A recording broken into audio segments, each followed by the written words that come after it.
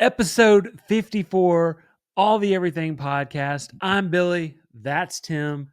That's me. Tim, what is going on, buddy? Oh man, it's a good day here. It's a good day here. If you guys don't, I don't know if we've ever said, we usually record on Mondays. Yep. And then if we need extra ones, we'll do a couple extra during the week as needed.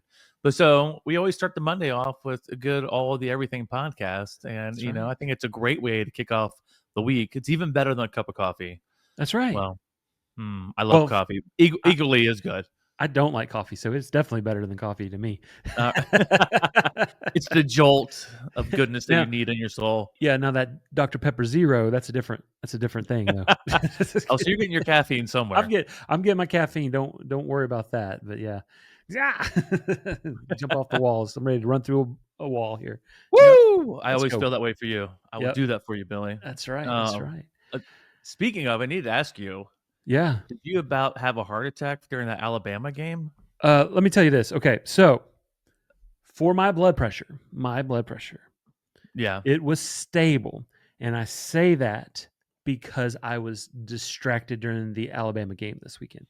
I went down to Mississippi for my niece's birthday, and of course, my sister plans it right at 3:00. The game started at 2:30.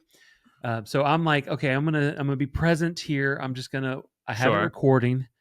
I'm gonna try and not look at anything. Right. The problem was they were playing the game inside. Okay, so my niece had her birthday in this, it's this massive like trampoline, like jump off things kind of places. Insane places. Yes. Super fun. Like the girls loved it. Like they're doing zip cords and like zip lines and jumping off swings and all this other kind of stuff. Having a great time. They had the game on the TV there. And so it's kind of like, okay, so I keep just kind of glancing over. And they're like, okay, we're doing good. Halftime hits. Like, they come back. And then the party ends.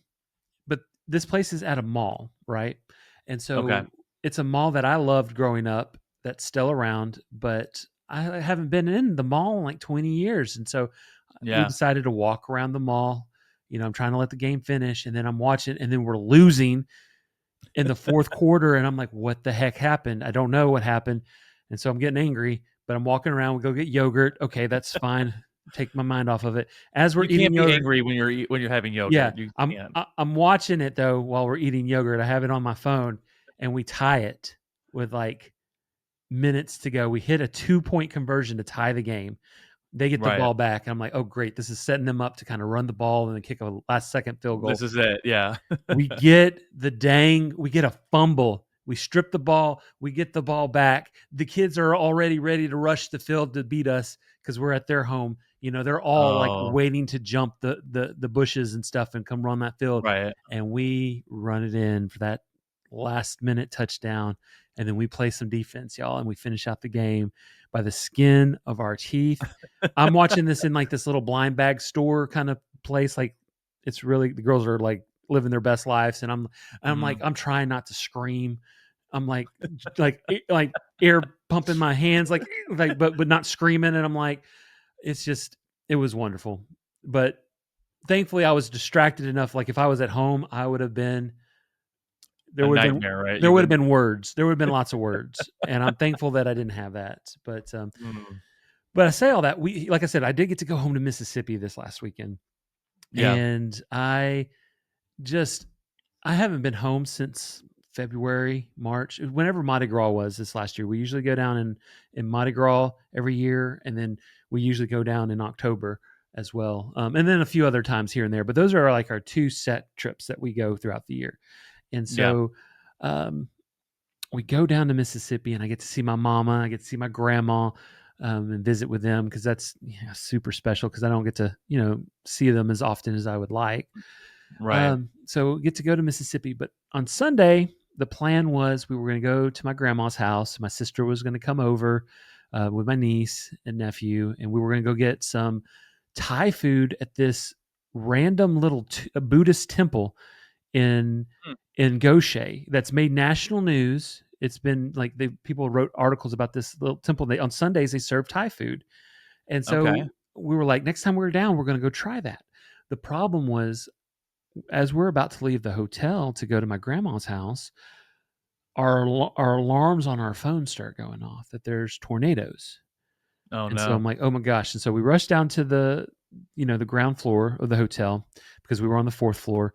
Because they always say go to the lowest level that you can be Right. and be on the inner side. So, I'm watching this and I see that there's a water spout in Gaucher. That's where I'm from. That's where my grandma lives. Mhm. And it's come on land and it's become a land tornado. And I'm watching the scans as this tornadoes don't ever. I don't remember in the 42 years of my life, the only tornadoes I ever remember were associated with hurricanes. That's the Mhm. only ones I ever remember. I don't ever remember an actual just thunderstorm tornado coming on Yeah. land in Mississippi. And I'm watching it, and I've said this many times on this show. Being from Alabama, living here, we have the greatest weatherman on the face of the planet, Mr. James Spann. I've said his name many times on this podcast. You have as a I matter of l fact, I saw you posted about it on Facebook, and I was like, "He's talking Yeah, about James Bay again." yes, and the fact that this poor little dude that is running the local news there is struggling. He Oh. is struggling. He doesn't know. Like, they go to the main street in Pascagoula, Mississippi, like a video camera, and he's like, "Is this in Gaucher?" I'm like, "What the heck, dude? This is the main street in Pascagoula, not even the storm." And like James Spann could tell you a random rock in Podunk, Alabama, that's nowhere near his territory. It's just like he can give you landmarkers of the entire state. He actually just started his own statewide network where Oh, he is wow. like anytime there's a severe weather, no matter if it's in Mobile or in Huntsville, he's got a whole team, cameras all over, radar Wow. all over. He's got his own network now. That's how great coverage we have in Alabama. But in Mississippi, I'm watching. They said we only get scans every 5 minutes, and so the tornado's on land. It's at Highway 90. That's close to Right. my grandma's house, and they said it's going to go up Gaucher Van Cleve Road. My grandma lives off of Gaucher Van Cleve Road. And Oh, they're like, no. we won't have another scan until 5 minutes from now. You know how fast tornadoes go. Oh my gosh, 5 minutes And is like an so eternity, the whole yeah. time I'm calling grandma, I'm like, get downstairs, you know, like Mhm. we're gonna get to you as soon as we can. The tornado actually hit my grandma's neighborhood. Oh my gosh. Like, it was so close to her. She didn't see it. It wasn't, like, that close, but it was when we were Right. driving down the neighborhood, okay, this is where the tornado crossed because you could see all like, a down Oh, stop sign, you could see all the like, the hay, you could see people's roofs messed up. It was literally not even, like, a tenth of a mile away from my grandma's house. wow. That's And crazy. so that's never happened before, but I didn't know that where it was because I had to wait 5 minutes, and so I'm like, I'm getting super upset, like, why don't they have, like, continuous like, I feel like when there's a tornado here in Alabama, there's Yeah, same here. there's coverage constantly. I know exactly where that is. I know, like, to the minute they're following it, and I don't have to wait 5 minutes for a new scan to come in, so Oh, I say that, Mississippi, get your stuff together, man. no We kidding. I mean, that's This people's seems lives. It's so, people's lives. antiquated, like, it's Oh this my day and age, the guy probably could have tracked on his phone and read it better than he was right.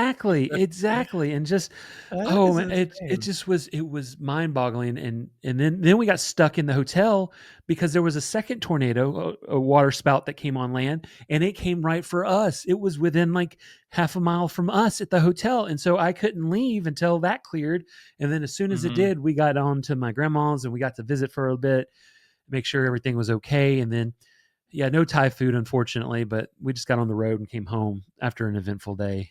Yeah, I Um, don't blame you. Get the heck out of there while you can. yeah, my gosh. But yeah, that was my weekend. Oh, and I did see a bald eagle in Mississippi on the way home. I didn't know bald eagles lived in Mississippi. At first, we were driving down. I thought it was a skunk because I saw the white and the black, and I was like, Yeah. "Oh, there's a skunk there." I've never seen but one alive skunk in my life, and I Mhm. was like, and I said that to Michelle, and then we drove by, and I was like, "Oh no, that is a bald eagle. That is America's majestic bird. I'm sorry for calling you a skunk." I'm like, what is he doing down here? And then I Googled, and apparently they do live in Mississippi. I just never seen it in the 42 years of Oh, life. wow. Yeah. There you go. Well, what a weekend for Yeah, you, man. man. How about you, man? Tomatoes, bald eagles. Yeah. Now is Michelle like, "We're never going back to see your family Ah, again. It's too much. We it's can't do it." hard. It's hard to get down there, driving 4 hours with kids in the car and, Yeah. yeah, but Well, yeah, thankfully, everybody was safe and yeah. taken care of, so Yep, that's a we're good thing. safe, we're good, we're home, so we're good. How about you, man? What did you do? I know you did a little traveling this weekend too. Yeah, it's very slight. When we say traveling, it's like 50 minutes. Yeah. So this weekend for Miami University was Parents Weekend, and this is Lauren's senior year. So this is our final Parents Weekend. So that was going to be cool to go up and visit her. So what they had is they always bring in like a entertainment for the weekend, Yeah, and it's really weird. Usually it's on Saturday nights, but this one was Friday night, and they brought in Seth Meyers right. from SNL, and he runs the Late Late Show and all those things. He has all kinds of stuff he's done. So we were expecting to go see him. So Leslie's parents came over. We drove up there together. Luke and his girlfriend came, and it was really good. He came on. They always run late, Oh, yeah. always, and it was like 30 minutes late. And I'm like, oh my gosh, if they bring on like warm up acts, we're gonna be here till midnight. Right. And then thankfully they're like, ladies and gentlemen, Seth Meyers. And we're like, Yeah. oh, it's gonna be him. I didn't have high expectations, right? I remember from SNL, he was really funny. Ever Yeah. since he's been on the Late Late Show, I It's just just been didn't think, it's kinda mid. I thought he got a little cocky or Yeah. whatever. And so I wasn't expecting great things, but he did it a whole set for like over an hour and he killed it. He did Oh, it was nice. awesome. He was so funny. Um, we had a great time. I thought about you because Lauren had bought these seats for us. There was 8 of us, and she's like, "I got us a row of 8, like, not on the floor, but the next thing up." Uh-huh. And, we had an aisle and we had this space. We go to sit in there, Billy, like, there's something messed up with that row. Like, I could barely fit my knees in there without being, like, eating my knees. I was like, "This is gonna Yeah. be the most uncomfortable Uncomfortable. thing forever." I was like, "Man, if Billy was here next to me, he's taller than I am, you'd be crushed. There's no way anybody could sit in those seats." And, like, the people in front of us, they would sit down and they had all kinds of All room. yes. And I was like, "Dang it, Lauren, like, it's her fault. Why did you pick these seats? These are terrible seats. Gosh. It's all your fault, Lauren. Go Ah, get me some popcorn." I'm going Um, home. yeah, I'm outta here. So that was fun. Usually the big draw of parent weekend is the football game. They have the home Uh-huh. football game, bunch of activities and stuff. But thankfully, since we didn't have to be there I can talk. We didn't have to be there all weekend because Lauren hates football. She could care less about going to the game and just sitting there in the cold and whatever. So Right. we're like, all right, great. So it was really just go up. We had dinner together at a Mexican restaurant, some good old Mexican. You know what this Mexican restaurant had? I walked in and I like spotted it instantly. They had this like glass wall with like different alcohol like just encased in it. I was like, Leslie, that is a Blanton's Gold. She's like, what? I was like, gold Blanton's is like incredibly hard to find, and if you do, it's extremely expensive. Yeah. The only time not to brag, but I have like a bottle and a half. The only time I ever got them, reason I'm bringing this up is I got them when I was in Europe. I got them in Greece. Like I couldn't find them anywhere else, locally here. So when I was like, this is like they serve like bourbon here, and so I went up and looked at the bar, and the guy's like, what are you looking for?" And I told him some bourbon, and I said, "What about that bourbon in that glass case?" All right, so I showed the guy. I was like, "Is that a bottle that you would drink?" And he's like, "Oh yeah, let me get it out for you." So I got a nice little pour of Blanton's Gold. Nice. Cost me $25 for a shot, but it's good Hey, stuff, man. It was good stuff. So that was my exciting point. Yeah, I could have said, it was a great time being with Lauren and the family, but I'm like, no, there was some bourbon there, there was a bourbon and and that it was was special. Expensive. I love it. no, but it was great spending time with her for her final parents' weekend. It's No, just so a funny how things have changed since the first final one. final Yeah, this is this it. oh my gosh, how's that That possible? was it. I don't know, man. Lauren's gonna be God bless. graduating next May, and it's on to real life from there. So Man. we'll see how that goes. And Yeah. then we spent the rest of the weekend just kind of chilling. We got some stuff done around the house. Mhm. I've been home this entire month of October, which is, very rare for us to be home that extended length of time. So I'm knocking some things out, just getting a little relaxation in before we kick it in high gear for November into Yeah. December for traveling yet again, and especially Yeah. with Thanksgiving and all the Mhm. things coming up. So many things for us to talk about, but we're not going to get into those today. But Right. anyhow, great weekend. Great spending time with everybody, and on to a new week of full excitement and the caffeine in my veins, which is all the Everything podcast. That's right. And I guess there's no better thing to do than, roll that beautiful bean footage. Well, there ain't nothing to it but to do it. Are you ready, my friend? You better believe it. Let's get into all the everything, y'all.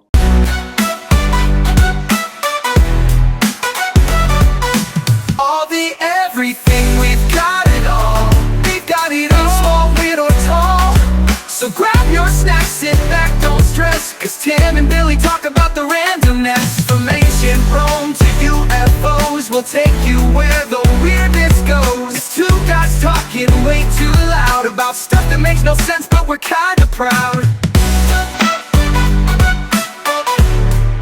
Let's go to the madness. Well, welcome back to yet another amazing episode of All the Everything Podcast. As always, I'm one of your hosts, Tim Sawhook, and I'm joined by the man who loves those bush baked beans, the grilling kind, the bourbon kind, the traditional kind. That's right. Billy Parchment, everybody, the bean eater. The bean.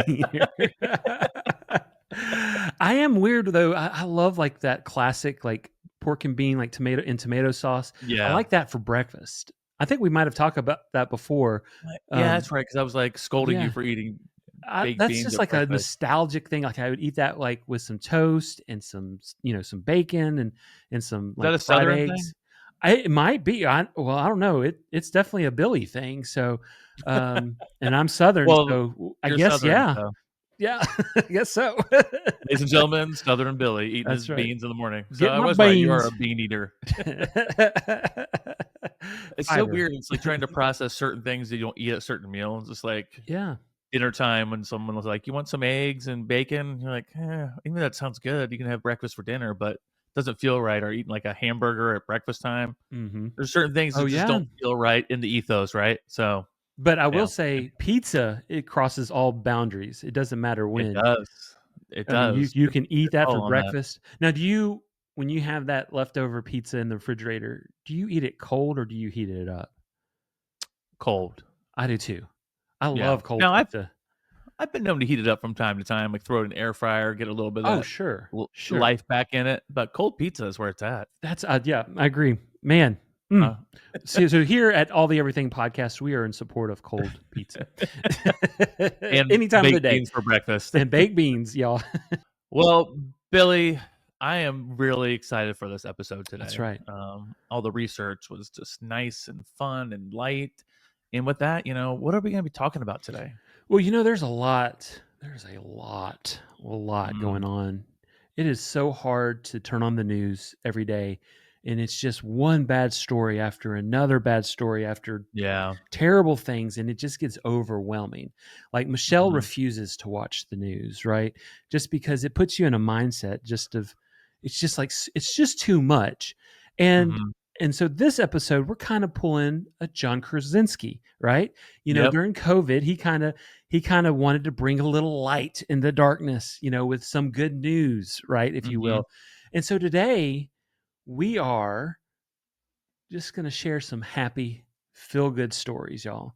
Right? I love that. I Mm-hmm. love that. I can't wait for it. Yeah. So John Krasinski was my inspiration because I was watching A Quiet Place a couple of Yeah. days ago. Oh, I was, man. and that was when I was thinking about different podcast episodes, and I was like, oh, he used to do some good news. So I was like, I'm Yeah, gonna pitch that to Billy, and I'm glad you brought that up. That was so cool during COVID. We loved that so much. I did too. It was just It nice meant a because lot.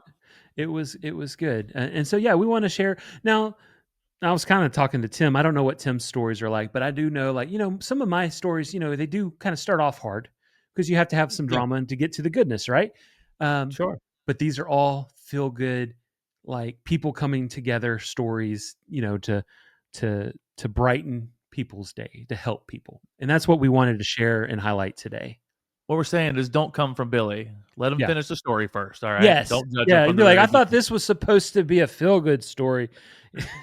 I don't feel What the so good heck? anymore. I don't feel so good. No, but we'll get there and we'll talk about it. All right. So, yeah. Let's do it. And I guess I'll start us off. And with this, if you know me, and if you listen to this show and made it over a year, listen, that your boy loves some Alabama Crimson Tide. You know that. Even so, like, even Oh if you gosh. watched the beginning of this, we talked in length about this past weekend's Yeah. game. So yes, I love the Alabama Crimson Tide. So what I'm about to share hopefully brings a little bit more meaning coming from me. And I entitled this story "Roll Tide Roll, War Damn Eagle." Oh gosh. Oh, Now okay. you're getting, this is supposed to be good news. You Yeah, can't say yeah. I anything can't make polarizing, faces. Billy. I can't make faces for the YouTube. They know what I'm talking about. But okay, so here we go. And I'll be honest, there aren't many moments in this state of Alabama where I'd ever expect to say this out loud. But today, I can say in full conviction, Auburn earned my respect. That's Oh, right. okay. Yeah, yeah. That is saying a lot, because there's a truth people outside of Alabama won't really ever understand. Here, football is not just entertainment; it's identity. Right? Mhm. This state, Yeah. we don't have any pro teams, so for generations, you were either born into crimson or you were born into orange and blue. It's that straightforward. Your bloodline was spoken for basically as a baby, right?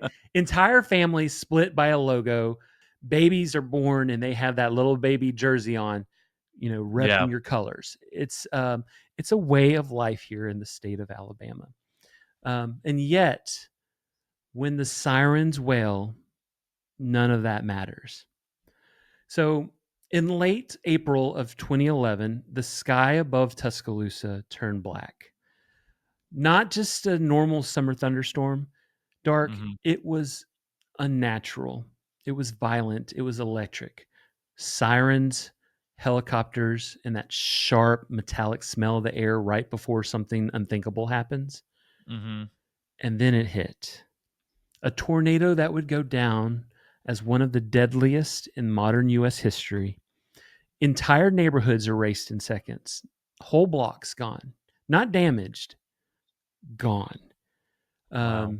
And so it's real, because I lived through this storm as well. I was in Birmingham, and this tornado, which is an hour away, went from Tuscaloosa to past Birmingham. And so, Mm. if you have ever seen the movie Twister, like the F5, like Yeah. it's a mile wide, that's what went through our town here in Tuscaloosa.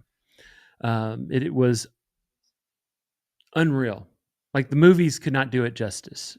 With all of that, before the news cameras could come into town, Mhm. before anything, buses arrived. They started rolling into Tuscaloosa, and they were from Auburn. No reporters, no Mhm. politicians, Auburn football players, Auburn coaches, Auburn staff. No announcement, no hashtags, no press conferences.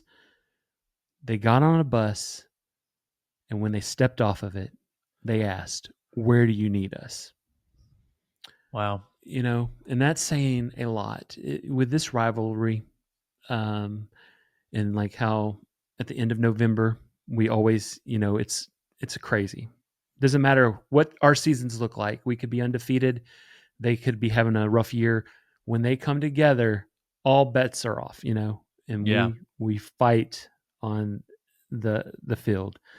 But here on that day, it wasn't like that. They asked, "Where do you need us?" And so you would see receivers and defensive backs passing out bottled waters to elderly couples who had just lost everything.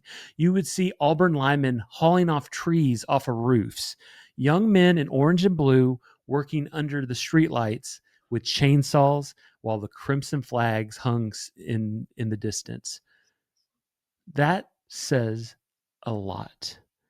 Um, one Alabama resident later said, "I don't remember their names. I just remember that they came and they Mhm. Yep. helped."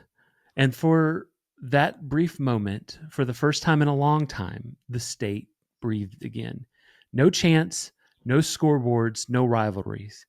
Just Auburn in Tuscaloosa doing holy work. And then years passed. Time moved, but Alabama never truly forgot what the storms can take. But then in March of 2019, the sirens wailed again, but this time in Beauregard, Alabama, which is a small, quiet, tight knit Auburn area community. And for a violent instant, 23 lives were lost. I mean, these Wow. tornadoes, we just talked about me going through it this past weekend. I mean, it's so hard. You know, homes are splintered, churches Yeah. are turned to rubble. The town is in shock. But before the dust could settle, it happened again. Buses rolling in, this time from Tuscaloosa. Alabama players, coaches, staffs, gloves, tools, and supplies, no announcements, no media pushes. They just crossed that line into Auburn territory, just as Auburn once did for us. Hmm. Not with helmets, not with hype videos, but with the exact same question: where do you need us? And there in this little shattered Auburn area town, the Crimson worked beside orange and blue for a sole purpose. This is who Alabama really is. You know, we are a state divided loudly by choice because rivalries here is not hatred, it's heritage, it's tradition, it's theater, if you will, the greatest in the country. But when the world falls apart, we pick up the phone, we roll. We don't wear logos, we wear work gloves. And there's no fan base, no rivalry that understands that more than Alabama and Auburn. So yes, I am an Alabama fan, loud and proud, roll tide forever. But when I tell this story, when I tell what happened in Tuscaloosa and what happened in Beauregard, I can say this with absolute respect. Auburn showed up for us, and we showed up for them. And in this state, that means more than rings. That means more than rankings. That means more than anything that could be settled on the football field. You know, rivals by tradition, brothers by storm. Roll Hmm. Tide. And today, with full honor, we respect the other side. Man, I Well, just, you didn't say the thing. You well, got I to said it say at the it. beginning. I mean, you can go back and No, clip no, you got to say it again with it. full respect and pride. You can say Okay. what? Well, War Damn Eagle. Oh, sorry. Let me do it again without the merit. War War Eagle. There you go. There you go. And he That's a didn't lot. puke. That's a lot. That's a lot. That's a lot. Um, but I Oh, know, like I said before, that there is a lot of bad in that story, but yeah, the coming together, when I stress like how much of a rivalry that is, and yeah, how without thinking, without hesitation, without trying to say, "Oh, look at me, look what I did," look at right. us, just to come to help humans. That is where the happiness comes from. That is where the good comes from. And so that's why I wanted to share that story. A, because I lived through it, and B, because it's beautiful. Yeah, it is amazing when people come together. Yep. It's awesome. It's funny when you talked about how people are like born into these rivalries. I Yeah. just gotta share something funny.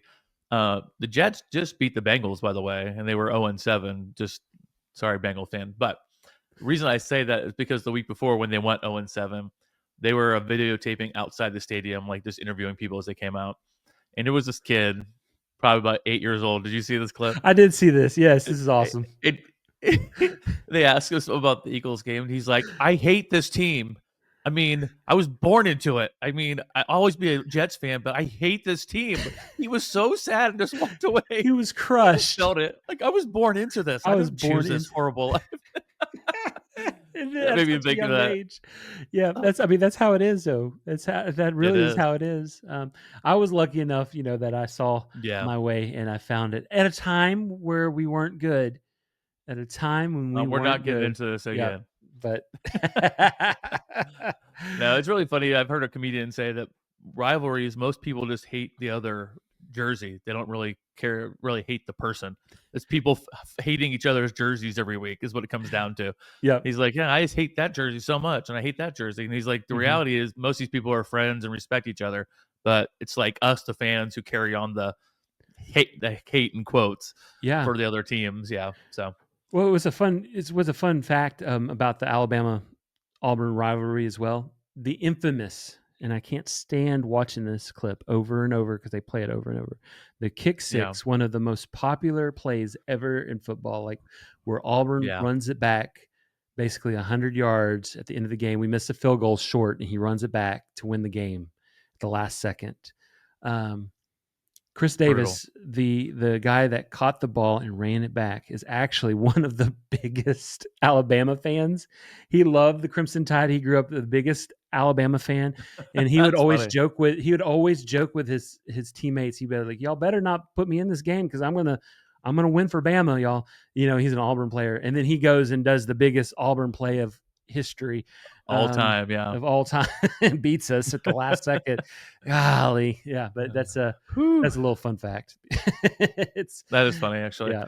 See, again, it's less about the people, it's more about the jersey. That's right. That's right.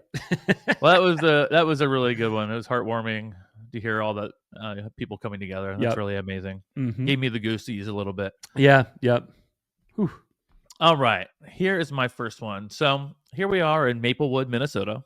It's a town you could almost miss if you blink while driving through. One main road lined with sugar maples, a gas station with faded signs, a post office that still closes for lunch, two stoplights that never seem to agree, and a little diner that still serves root beer floats in frosted mugs. Oh man, that sounds good, doesn't it? Yeah, it does. Oh my gosh. But last winter, Maplewood became the setting for something truly incredible. It started quietly with a single envelope.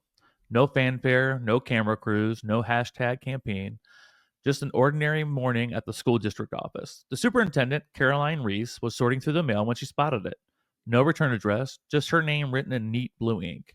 Inside, a cashier's check, not for a few $100s, not even for a few thousand, but for $82,317.46.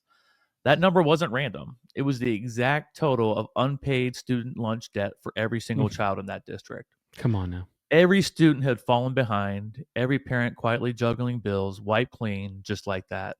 Mm. And on the back of the envelope, one word handwritten, paid, all in blue capital letters. So for a few days, nobody knew who had done it, but something started to shift. Parents began posting online, sharing it what it meant to them. One mom wrote, "My son can finally walk through the lunch line without shame." And that just hit me, man. Just Yeah. that feeling to set someone free like that. Mm-hmm. And another said, "Whoever you are, you didn't just pay for lunch, you fed our hope. And we needed that hope so much." And that's when the dominoes start to fall in a good way. The next morning, the local diner, Patsy's Place, tapped a handwritten sign in the window. "If you're hungry, come in. We'll feed you. No questions, no judgment." Mm. Then Jimmy the barber, third generation in town, announced he was doing free back to school haircuts for all the kids. A mechanic named Lewis started offering free oil changes for single parents every Saturday. Nobody planned it. Nobody asked for recognition. It just happened. One small act of kindness had lit a spark that spread across the entire town. Mm. A few weeks later, the mystery donor did come forward. His name was Robert Lang. He was a retired factory worker who lived in Maplewood his whole life. A quiet man, wore flannel shirts even in summer, spent his mornings at Patty's nursing black coffee and reading the local paper. When reporters asked him why he did it, Robert smiled and told a story. "When I was a kid," he said, "I couldn't afford lunch one day. I was embarrassed and started to cry. But my teacher, Mrs. Keller, came over, put her hand on my shoulder, paid for my meal, and whispered, 'Someday you'll do this for someone else.'"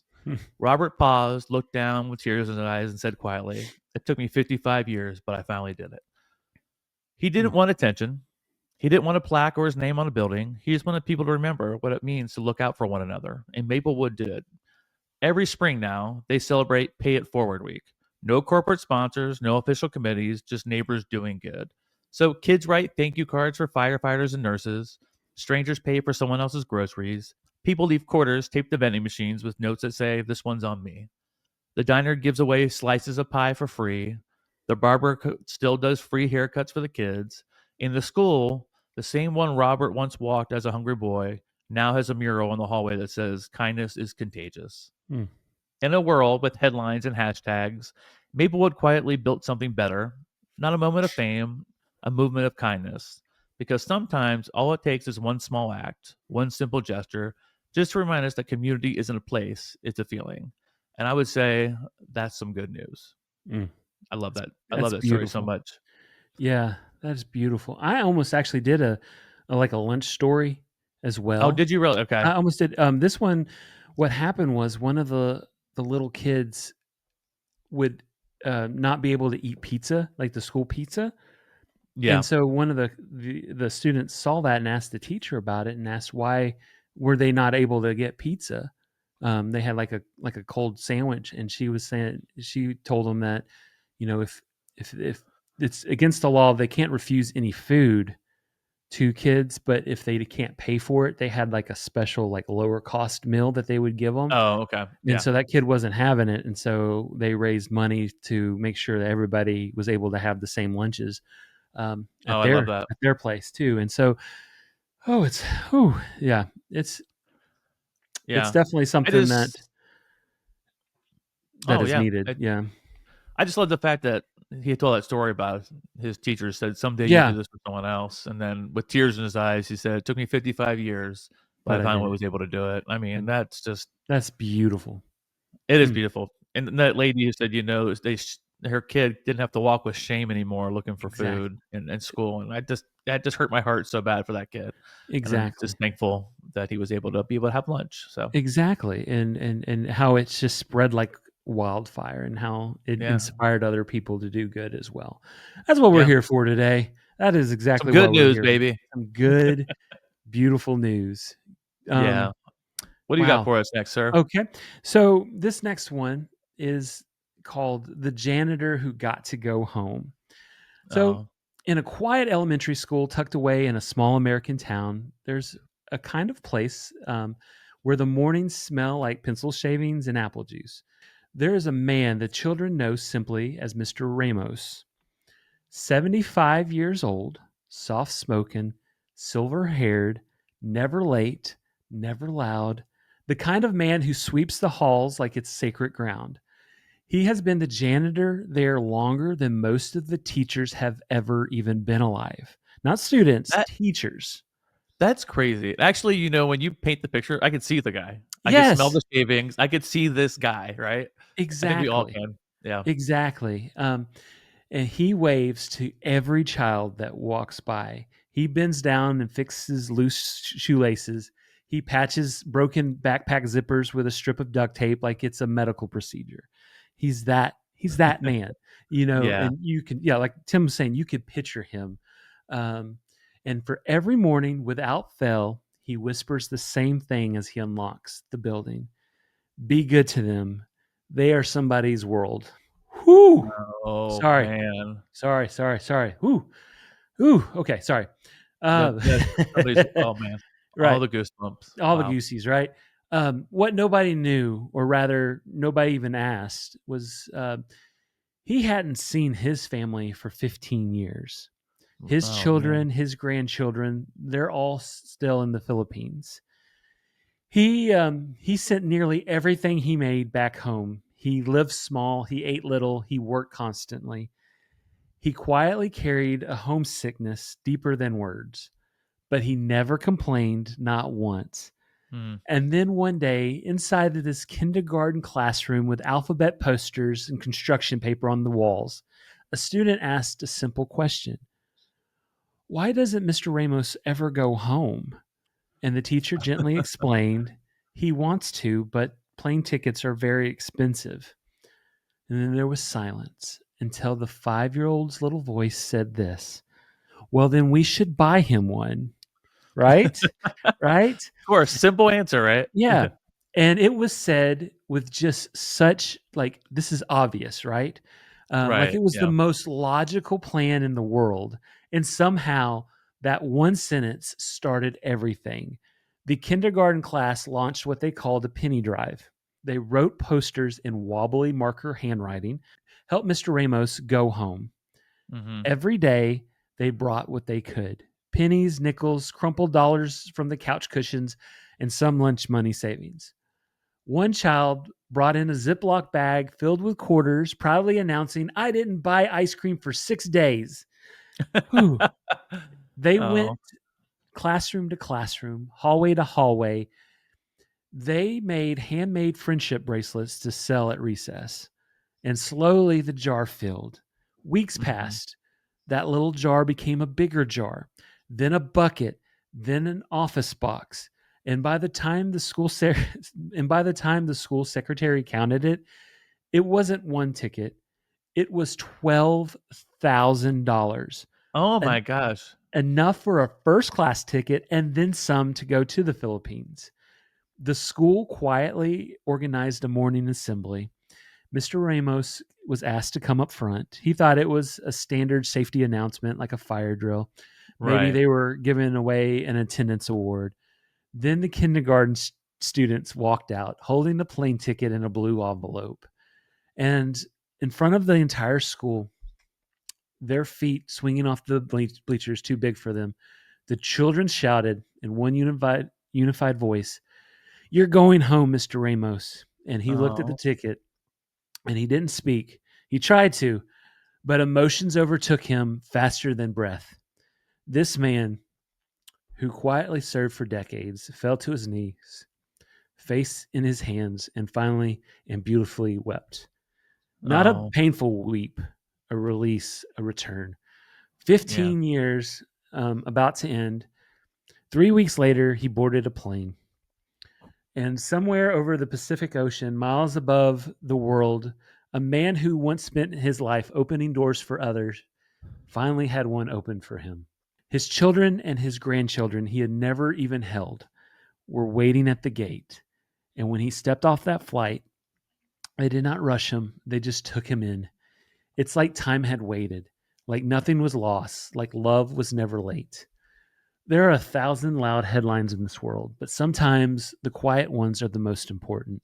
A school didn't just teach spelling and math, they taught what it means to see somebody, to honor service, to repay dignity, to send a man home, not because they had to, but because they couldn't imagine not doing it. And that is exactly how hope survives. Whew, goodness gracious. Ah, That story had my heart being tugged in every direction in my yeah. chest. Ooh, sorry. Um, Got a no, that's little okay. got a little I had to verklempt. like who's cutting onions in here? Not this guy. Well, I'm glad I didn't have to read that because I would have done the same thing. It's much easier to just sit here and go, "Oh my Uh, god!" Like if I was reading, I'd yeah. be like, Oh "Oh." goodness gracious. I love that one kid's like, "Yeah, let's do it." Why Like, don't we just do that thing? Come on now. why is it like you said? It was like the obvious answer. Like, what have you Yeah. guys been waiting for this whole time? Yeah. Hello. Come on.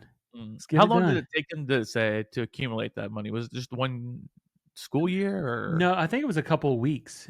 I think oh, it took a couple weeks only to get that money yeah. together? I think it Oh my was god! just over maybe like a semester or so. Wow, Yeah. that's amazing. Yeah, it's What a beautiful. great story that is. Yeah. Oh man. Whew! I'm loving this episode so far. Making me feel so good in so many different Yep. ways, so happy. Yep. Yep. Yep. Yep. All right. You can sit there and breathe for a second. Thank you. And Thank you. now you have me worried about my stories. Get yourself together, Tim. Just center yourself. Okay. Center yourself. You could do this. Some good news. We're manly men. We could do it. That's We right. have beards. Yes. Yours is a little more manly than mine. Mine trimmed up like a okay. Alrighty. Like a fine looking young gentleman. That's right. I don't no, that doesn't make any sense at all. So anyhow, here is my next story. So there's a small neighborhood just outside of Columbus, Ohio, not far from me. Sure. The kind of place where mailboxes are still shaped like barns, and every front porch has a flag, a rocking chair, and maybe even a wind chime that sings on lazy summer afternoons. It's quiet, familiar, the kind of neighborhood where everyone waves, even if they don't know you. And the local mailman is more like a family member than a stranger in a uniform. That mailman's name was Carl Thompson. Carl spent 42 years on the same route. 42 winters trudging through snow and slush, 42 summers sweating through his postal blues, 42 Christmases full of cards, cookies, and kids waiting by the door for their holiday packages. Can you picture that? Like Yeah. all those years, all those memories, right? Mm-hmm. He knew everyone who just had a baby, who was sick, who needed a quick, how you doing, more than they needed their electric bill that day. When Carl finally retired, he thought he'd be thrilled. No more alarm clock at dawn, no more heavy mailbags, and no more barking dogs chasing him down the driveway. But after a few quiet weeks, something unexpected happened. He realized he missed it. He missed it all. He missed the rhythm of his route, the creak of porch steps, the smell of coffee drifting from open doors, the small talk moments that reminded him he was part of something bigger than himself. So one morning, sitting at his kitchen table with a cup of black coffee and his golden retriever Daisy curled up at his feet, Carl decided he wasn't done delivering, just done delivering mail. He reached for a stack of bright yellow stationery and started to write short, simple messages. You're stronger than you think. The world needs your smile today. You matter. Each one signed with a tiny heart, no name, no return address. That's when Daisy got her big promotion. Carl found an old canvas saddlebag in the garage, stitched a patch on it that said special delivery, and strapped it gently across Daisy's back. And instead of bills and catalogs, Carl delivered kindness, and Daisy, tail wagging, ears flopping, carried it right alongside him. They walked the same streets Carl had traveled for decades. He slipped notes in the mailbox, taped them to front doors, or left them under doormats. No one asked who was behind it. It just started to feel like hope was making the rounds again. Mm. At first, only a few people noticed. A teenager found one tucked under her windshield wiper. A widow discovered one inside her newspaper box. Each note, short, simple, somehow arrived just at the right time. A woman named Marissa had been having a tough week. Her husband had just lost a job. The bills were stacking up. She was scared, tired, and starting to lose hope.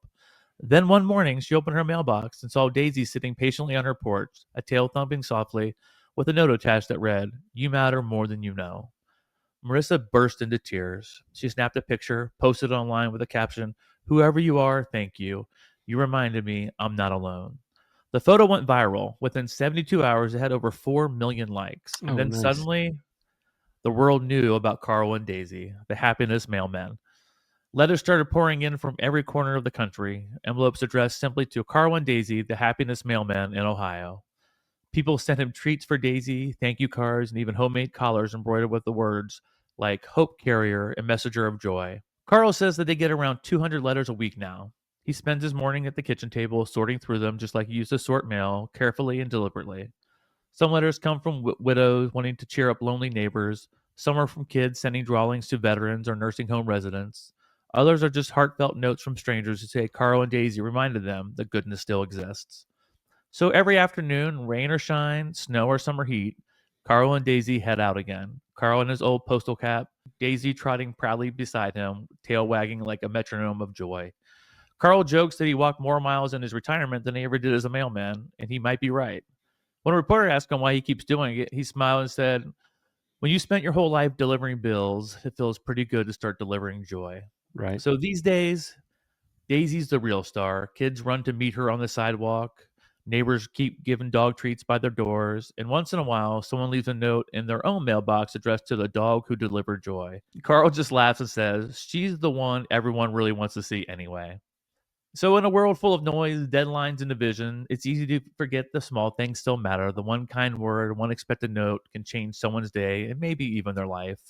Carl and Daisy remind us that the connection doesn't have to be complicated, just has to be intentional. They don't deliver mail anymore. They deliver hope, one note, one wagging tail, and one act of joy at a time. And that's Oh, Carl spreading his good news. Oh, that's nice. Beautiful. it just gets you, man. Like It does. Yeah. it makes you it makes you want to do more when you hear these stories. Like I feel like I put joy out in the world as much as I possibly can. I really work hard at that. I'm not perfect at it, but I feel then I see these stories, I'm like, oh, I could do better. Like, but I Mhm. just love that they didn't ever think about themselves. They just stepped right in and said, how can I make a difference? Exactly. Exactly. And And that's what inspiration's all about. People it inspire is, you to just go that extra step to do better and yeah, to go for it. Yeah, man. Whew. Beautiful. Beautiful. Beautiful. Beautiful. Good job, Carl and Daisy. Yes. Yes. And it gives them purpose as well. Like it gives them something, when you retire, you have to Yeah, find what are you going to do next? And so that just gives him something to look forward to and to help him with as well. So I think that's beautiful as well. So yeah, yeah. I man. mean, this now he could go around and spend more time talking to the people. It's not like he's got It, to get on with his job. that's His right. job is spending the time. So Exactly. I love that. Exactly.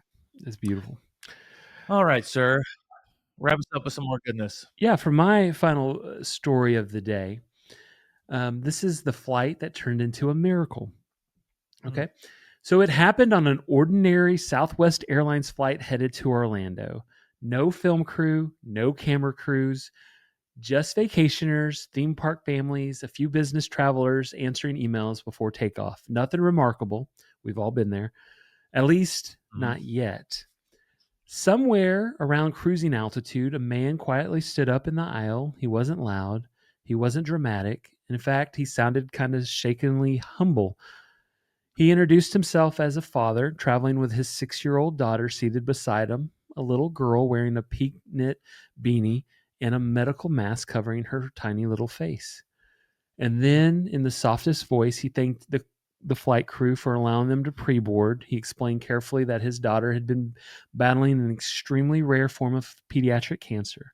They were on their way for her first experimental treatment trial, something that they had prayed for, fought for, Mm. waited for, and finally were accepted to. And then what he added wasn't something he was required to say.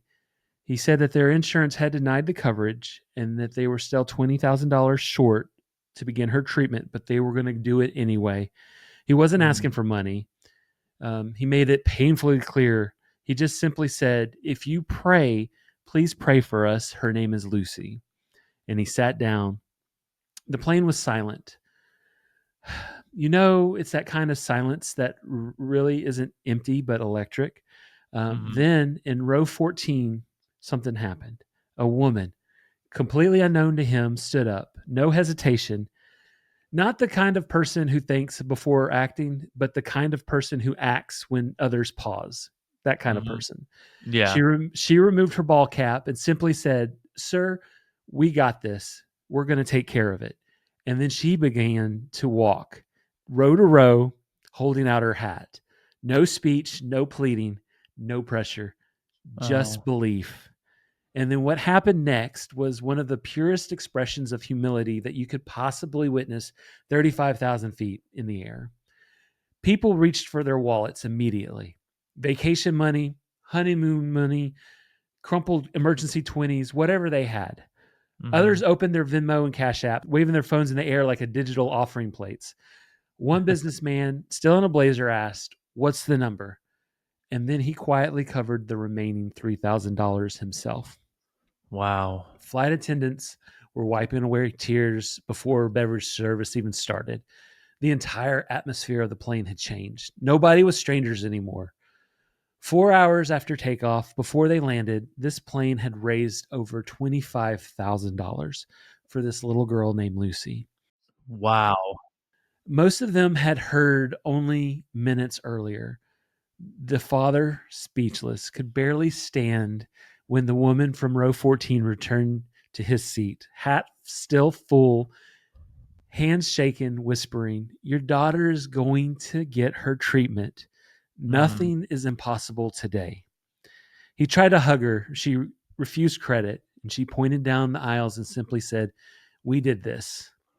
When the wheels touched down in Orlando, something extraordinary happened. The plane erupted in a standing ovation before the seatbelt light even went off. Not for a celebrity, but for a championship. Mm. But for this moment, a group of strangers from total different backgrounds, beliefs, all walks of life became a community, a living, breathing miracle at cruising altitude. Southwest later confirmed the story. They not only verified it, they quietly comped the family's entire return flight home. And the father, through tears, told reporters, "I thought I was flying to fight for my daughter. Whew, turns out, Really? ah, sorry. God. Turns out I wasn't fighting alone. In a world that loves to tell you everything is broken, sometimes sometimes an entire airplane full of strangers proves that it isn't. Oh God. Okay, I'm glad Oh I'm my done. god, you guys both crying, man. This is killing us. Ugh. Can you imagine? Get some water here. Goodness gracious. uh,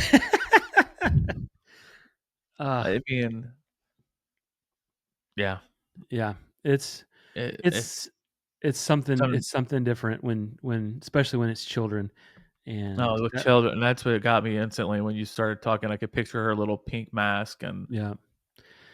Oh my goodness gracious! But they came together and they got it done. God bless you, Lucy. There you go. yeah. Hope Lucy's doing okay. Do you know how long ago that story was? I, By any I chance? don't I don't have the dates, but I'm maybe I'll look into that and see what we can find out. That'd be awesome. Yeah. I would love to see how Lucy's doing. Yeah. Goodness gracious. Oh, you got one more, sir. I could just sit back and relax the rest of it. Holy You like how I just good, dude. momentarily, I'm going to go first on this one. Yeah, so you can just I'll take that brunt. I'm going to go first. whoo. All right. Well, I hope you guys are crying along with us out there. Oh, God, that one got me. All right. Yep. Here is my final story today. And this one's called The 50-Year Promise. And my final story today is about love. Oh. Not movie love, not social media love, but the kind of love that builds slowly over years through laughter, through loss, through the quiet in-between moments, the kind that endures. I want you guys to meet Ellen and Jack Peterson. They met in the spring of 1973 at a roller rink in the east side of Columbus, Ohio. The place had a mirrored disco ball that never stopped spinning and a jukebox that mostly played Fleetwood Mac and Elton John. Ellen was 19, shy, studious, with long brown hair that always slipped behind her glasses. Jack was 21, all easy smiles, grease-stained hands from working at the gas station down the street. He noticed her the second she laced up her skates. He asked her to skate. She said no. He asked again. Still no. Third time, she just laughed and said, "Fine, but don't let me fall." And he didn't. In some ways, he never did. They married a year later in a small church with wooden pews and daisies and mason jars lining the aisle. The reception was potluck style, ham sandwiches, deviled eggs, lemonade, and a wedding cake baked by Ellen's mom. It wasn't glamorous, but it was theirs. The night before the wedding, they buried a time capsule in her parents' backyard, a small tin lunchbox with a few treasures from their first year together. There were 2 handwritten letters, a black and white photo of them at the rink, a 45 record of Your Song by Elton John, and a folded note that simply said, "If we're still together in 50 years, dig this up and go have an adventure." Then life happened as it always does. 2 kids, a mortgage, layoffs, moves, a broken washing machine that flooded the laundry room, a dog that chewed every pair of slippers Jack ever owned, late night laughter, early morning worries, hospital visits, birthday candles, and quiet holidays. The real stuff of love, the kind that doesn't make headlines but makes a life. Mm-hmm. So 50 years later, they're still together. White hair, reading glasses, matching recliners, still holding hands when they cross the street, still dancing slowly, offbeat in the kitchen. Their love had weathered every season, and like good oak, whew, what is these stories today? Wow. And only grown stronger with time.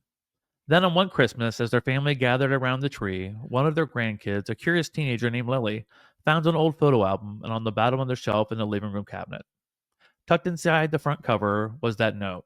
"If we're still together in 50 years, dig this up and go have an adventure."